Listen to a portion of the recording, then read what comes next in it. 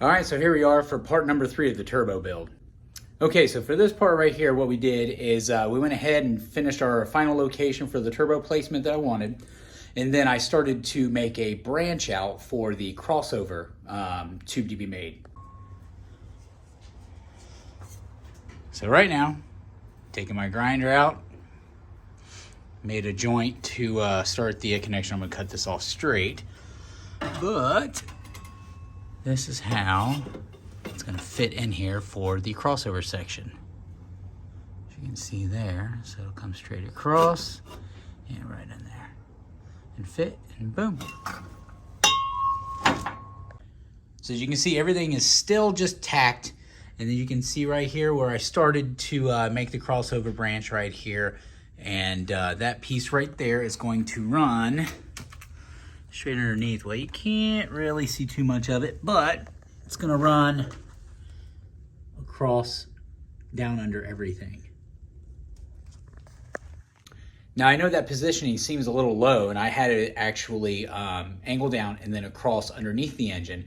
It's still higher than what the actual steering rack is, so I know there's not gonna be any interference with say like speed bumps and things like that, but it's going to be low enough to where I'm not going to be interfering with the oil return line, which is number 1. You want to make sure your placement of that.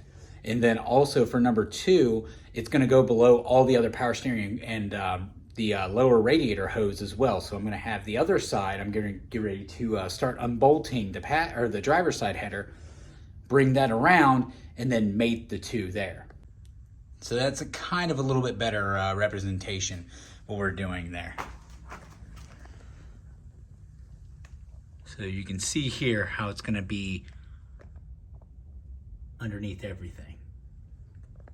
Now, as I look under here, I can see that when I remove this long tube header on the driver's side, that I have that coolant elbow really close right there. And the way that this header is set up, that I have down here, that's going to be right here. So this is probably going to have to be cut off right there, and then it may have to actually come straight out in this direction, but I won't know that until I actually get this to bolt on. Now this header seems to be a little bit cheaper than the other one. Once again, belt sander is what helps the most with that, so that we can keep at least uniform.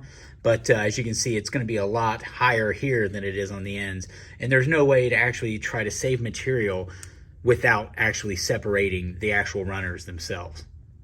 Now, another thing I can't stress to you guys enough is using quality gaskets and hardware.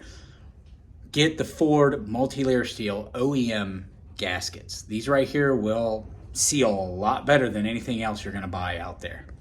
Here's the part numbers on that gasket right here. And I mean, I use these on my long tubes. I had no issues, whatever, and they're still plenty thick enough, so nothing seems to be warped or damaged, so I'm going to reuse these. And these are reusable. At least as far as I know. I've been able to reuse them a few times, so I haven't had any issues. You probably shouldn't either.